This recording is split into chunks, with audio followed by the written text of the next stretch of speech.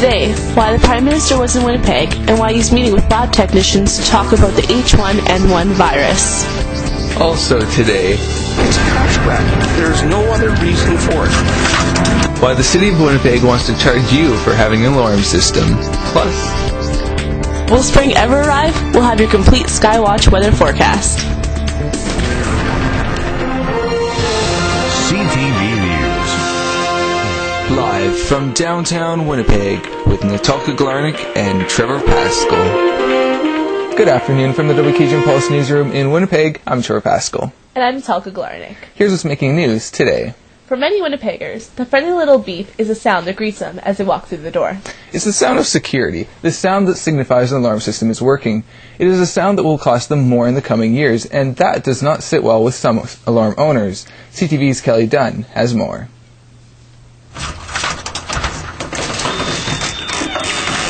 For many Winnipeggers, this is the sound that greets them as they walk through the door, but one that will cost them more in the coming years. And that doesn't sit well with some alarm owners. It's a cash grab. There's no other reason for it. Last July, City Council amended the alarm bylaw, meaning that anyone with an alarm had to pay $20 every 4 years. Not a huge dollar amount, but to people like Dave McGrail, it's the principle that matters. I don't mind paying the $20 every 4 years. That's irrelevant, such a small amount. But when you consider that you cannot get any service from the Winnipeg Police Service, because if you have a monitored or non-monitored alarm, they won't respond to the calls. The police will respond to break-ins, but only after they've been able to verify that one has occurred. But, most often than not, they are false alarms, and officers don't know who or where to contact the homeowner to turn it off. They have no idea who's inside, if anyone's inside. The doors are locked. They can see no forcible entry. They really have no idea a lot of the time because there's not up-to-date information who they should be calling, who the key holders are, and those sorts of things. Steve says the money won't change the way police respond to break-ins, but it will give officers an updated database for when they do respond to an address. The $20 fee is due at the end of May. Kelly Dunn, CTV News, Winnipeg. Prime Minister Stephen Harper is making a one-day stop in Winnipeg on Tuesday. His main destination is the lab at the Centre of Analyzing the H1N1 flu strain. The Prime Minister's toured the National Microbiology Lab. He was joined by Manitoba Senior MP and President of the Treasury Board, Vic Taves. Following the tour, the leaders were scheduled to take a part in a roundtable discussion with staff at the lab. The lab has been in the news recently for the role in helping fight the H1N1 flu virus. This evening, the Prime Minister will be a guest at a dinner to celebrate the 10th anniversary of the Frontier Centre for Public Policy, a political think tank. Protests are expected outside the dinner at the Victoria Inn. The Winnipeg Labour Defence League is organizing a rally against what it calls the Harper government's anti-labour policies. They accuse Harper of ripping up the collective agreements of the Canadian Auto Workers Union in Ontario. Against people who need help and support in this time of depression are being beaten down by these policies. Pay equity loss, not supporting students in universities and trade schools. Turning to other news now, there was a vehicle crash on Route 90 this afternoon. A Pontiac jumped the curb and crashed into a business sign on the side of the street. It appeared that there was only one car involved and both airbags were deployed, but we do not know if anyone was seriously hurt or what caused the crash.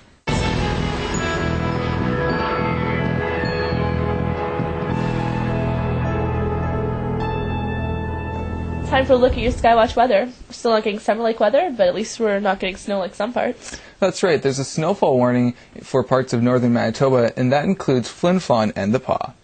And the snowfall warning is up to 10 to 15 centimeters near Flin Flon and the Pas. Up to 10 to 15 centimeters for Flin Flon and the Pas. Heading for tonight's conditions across southern Manitoba. Tonight, low of 4 tonight with some scattered clouds. The winds will be from the east at 20 kilometers an hour and not too bad. Now heading for tomorrow morning, a little warming up, about 7 degrees for the tomorrow morning with some scattered clouds. The winds will be light and variable, but for the most part just cloud conditions for tomorrow morning. Let's take a look now at your current conditions right here in Winnipeg.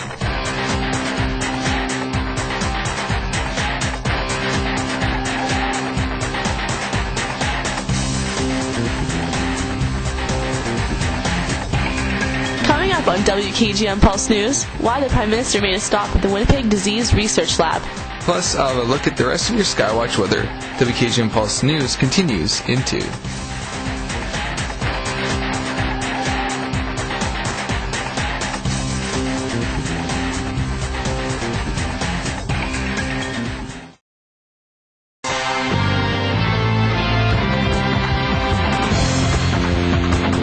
And welcome back, everyone. Let's take a look now at your precision cast across most of southern Manitoba, starting with Wednesday. We're going to move this quickly to Wednesday at 8 a.m. Partly cloudy skies, just a few flurries near central Manitoba, but not too bad heading out. Just clearing by 8 a.m. and for the most part, cloudy conditions for tomorrow morning, like I showed you earlier. Heading on, pushing this in motion throughout the day through Wednesday, we're seeing mix of sun and cloud, and there's a slight chance of flurries throughout central Manitoba throughout most of the day on Wednesday. But just for the most part, partly cloudy skies. And of course, Wednesday by 4 p.m., this cloud cover is just pushing its way off into northwestern Manitoba. Now, stopping this at Thursday 1 p.m., there's a slight chance of flurries in eastern Manitoba. That's going to go throughout most of Thursday. Thursday's going to be a really nice day, mainly sunny skies. Now, stopping this at Thursday at 10 p.m., we do see slight chance of precipitation, actually a slight chance of flurries even near the Pas and Flin Flon. That's where heavier snow could be a possibility near Swan River and the Pas. Putting this in for tonight, conditions across most of southern Manitoba look like this. 6 for Sprague, a little warmer where it is in the southern parts of Manitoba, a little cooler near Barons River at 0 degrees. 4 for Winnipeg, Gimli, and Portage la Prairie. That's actually the case for the whole part of southern Manitoba. 4 for Dauphin and Brandon. You can see all that heavy snow near central Saskatchewan. 0 for most of northern Manitoba. -15 tonight in Churchill. That's the cool spot. And you're not going to make that much warmer conditions tomorrow at -5. 2 for Thompson. Freezing rain is a possibility. 4 for Flin Flon and the Pas. Swan River, a little warmer at 14. 16 for Brandon tomorrow. A little warmer 18 in Brandon tomorrow. 16 for Dauphin. A little warmer as 16 for Portage la Prairie and Winnipeg. 21 for Sprague and a lot warmer throughout northwestern Ontario. 22 in Kenora and Dryden, and Fort Frances seeing highs up to 24. Let's take a look now at your 7-day forecast. Wednesday, 16 degrees, like I said, for tomorrow. Not bad, just partly cloudy skies. Not a bad day tomorrow now. Thursday is what we're seeing, 13 degrees. Partly cloudy skies as well for Friday, Saturday, and Sunday. Great weekend, 18 for Saturday, 21 for Sunday. Very nice day for Sunday, so do enjoy this weekend. Monday, 21 and partly cloudy skies or partly sunny skies, whichever way you want to see it. Let's take a look now at your current conditions across the province.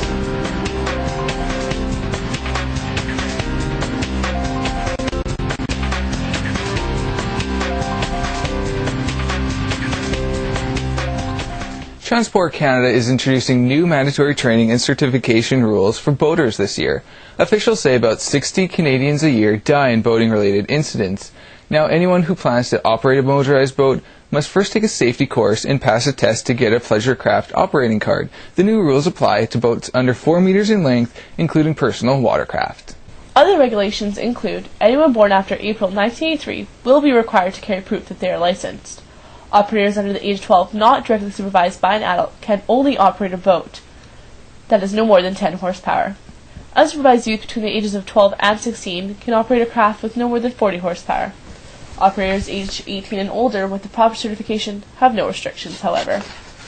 Every motorboat owner and operator in Canada will have to have the Pleasure Craft Operator Card by September 15th, 2009. And the certification course can be done online, but there are also many locations in Manitoba that offer hands-on courses.